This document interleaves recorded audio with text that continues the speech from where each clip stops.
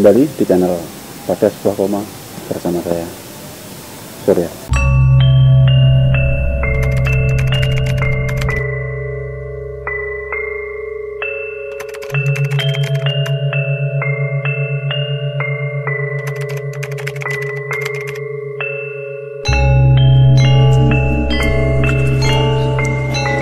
Hari ini kita berada di Kabupaten Boyolali dan tepat di belakang saya ini ada sebuah makam tokoh besar, yaitu makam Sri Manurung Prabu Handayaningrat.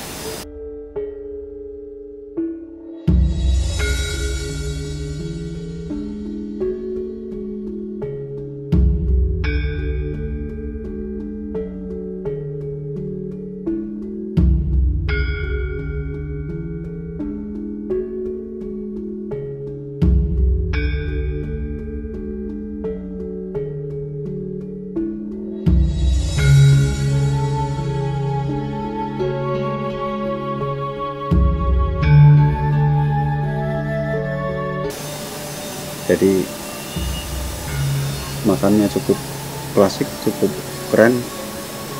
Bagi teman-teman yang belum pernah datang ke sini, tidak ada salahnya ketika melintas di wilayah Boyolali mampir ke tempat ini.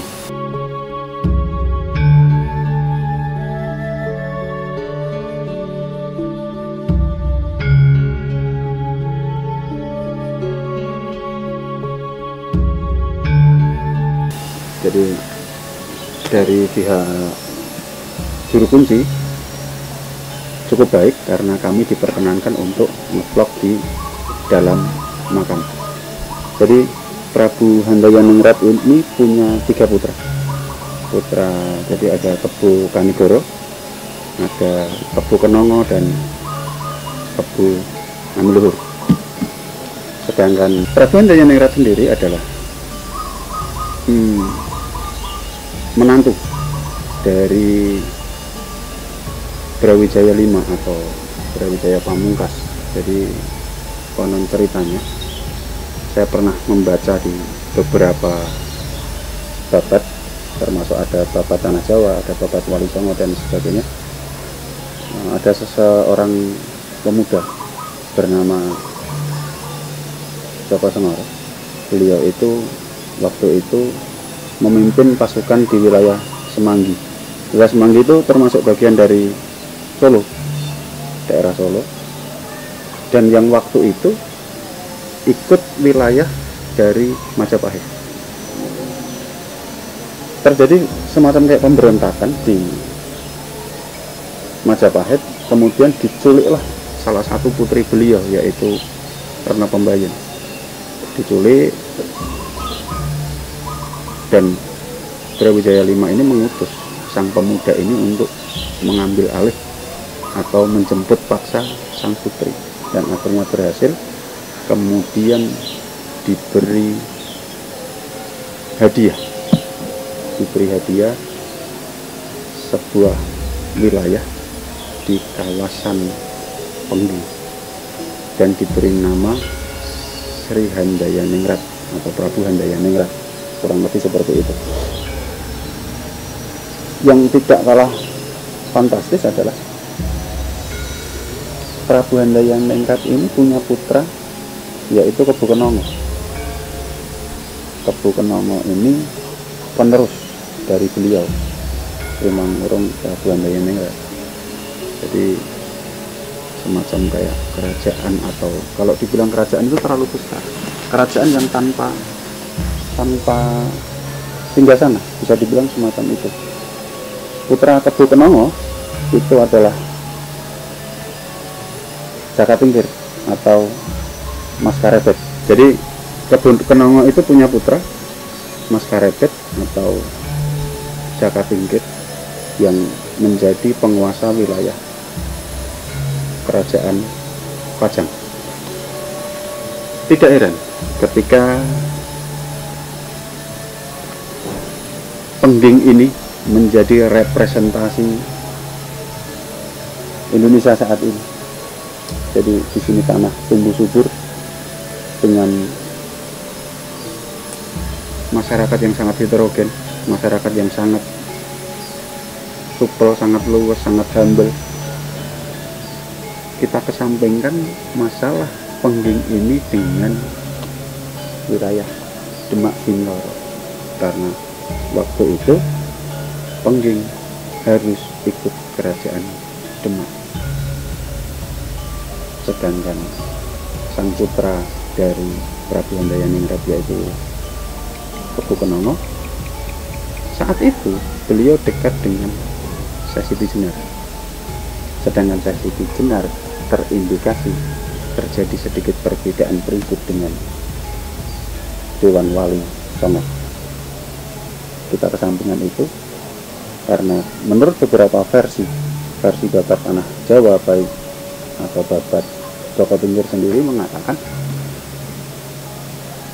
Kebu Kenongo kenapa mengikuti jejak dari Syekh Siti Jenar, dan Syekh Siti Jenar dianggap sesat oleh Dewan Wali Songo karena sebuah kalimat yang melegenda sampai sekarang, manunggaling kawula Gusti. Ini yang jadi permasalahan, akar permasalahan itu di kalimat ini sebetulnya.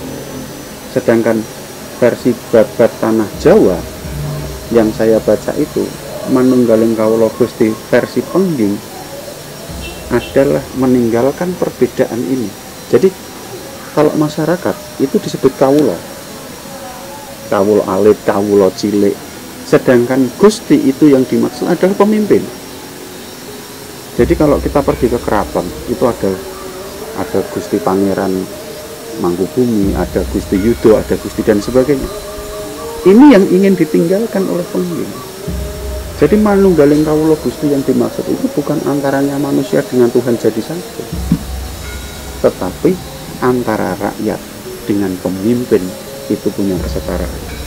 Dan ini Pengging cikal bakalnya. Jadi sebetulnya wilayah ini tuh luar biasa.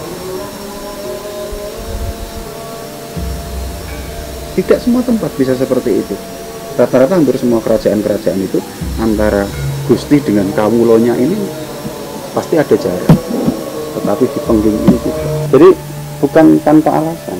Jadi di sini itu semacam kayak kerajaan, jadi semacam kayak kesultanan yang tanpa pasukan. Kenapa saya bilang tanpa pasukan itu bukan tanpa alasan? Ini terbukti dari beberapa cerita di versi babat ya. Ada banyak babat di Indonesia mengatakan ketika Kebu Kenongo ini dipanggil oleh Kesultanan Demak Bintoro, Raden Patah dan Sultan Trenggono. Jadi dipanggil untuk datang ke Demak, tapi beliau Kebu Kenongo tidak mau karena beliau sudah sangat nyaman dengan kondisi yang ada waktu itu. Bagaimana masyarakat hidup bermasyarakat, bagaimana musyawarah mufakat, ini ya berasal dari Pengging ini. Makanya dari awal saya bilang disinilah cikal bakal demokrasi yang sesungguhnya. Dipanggilnya Kebu Kenongo ke Demak karena dianggap Kebu Kenongo itu mengikuti jejak Syekh Siti Jenar. Akhirnya ditunggu sampai 2 tahun kurang lebih, beliau tidak mau datang. Akhirnya dari Demak Bintoro mengutus Sunan Kudus datang ke tempat ini, Pengging. Sunan Kudus datang beserta rombongan waktu itu dan harus bermalam di salah satu wilayah Boyolali. Kalau tidak salah ada daerah Boyolali yang bernama Simo. Sedangkan Sunan Kudus datang ke sini dengan menggunakan senjata kimacan atau semacam kayak bendi, atau kalau saya tidak salah semacam gong kecil. Jadi kalau gong itu kalau dipukul dia keluarnya semuanya macan. Makanya tidak heran kalau teman-teman sekarang itu main ke wilayah Simo, di sana banyak sekali patung-patung macan di sana. Setelah sampai ke Pengging ini, semua buku mengatakan tidak ada pasukan yang menyambut Sunan Kudus.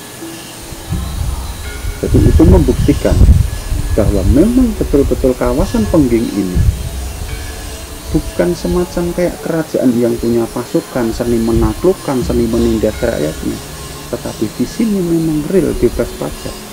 Ini yang luar biasa. Begitu kayanya Pengging. Akhirnya karena Kebu Kenongo tetap bersikukuh memilih jalur di Sasidik Jenar, akhirnya Kebu Kenongo harus dibunuh waktu itu dan dimakamkan di wilayah sini juga. Kurang lebih jaraknya sekitar 1 kilometer lah dari makam ayahnya Sri Makurung Prabu Handayaningrat. Kemudian sang putra Mas Karebet tadi diasuh oleh Ki Ageng Tingkir yang terletak di kawasan Tingkir. Makanya tidak heran ketika beliau tumbuh dewasa diberi nama Jaka Tingkir. Dan kembali lagi, yang namanya politik tidak ada lawan abadi, tidak ada musuh abadi. Sultan Trenggono yang mengutus Sunan Kudus untuk membunuh Kebu Kenongo, Joko Tingkir menjadi menantu Sultan Trenggono. Wallahu alam apa yang terjadi kita tidak pernah tahu, karena sekali lagi teman-teman, ketika kita sudah berurusan dengan sejarah, jangan pernah memaksakan pikiran kita. Sejarah tergantung siapa yang mencatatkan.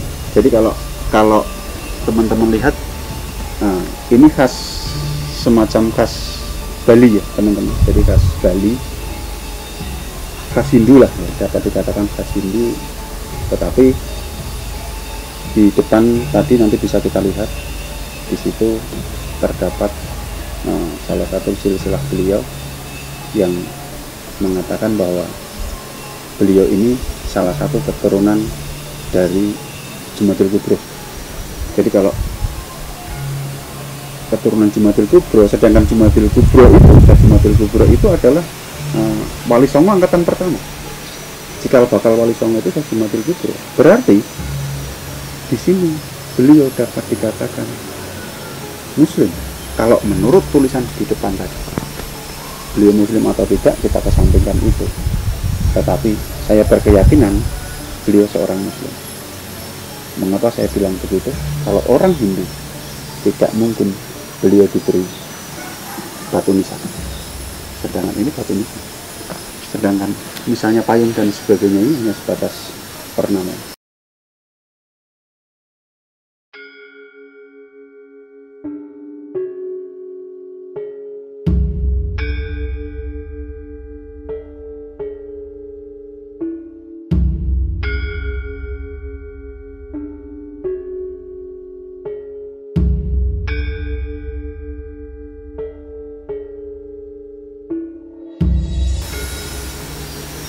Kebu Kenongo dan ayahanda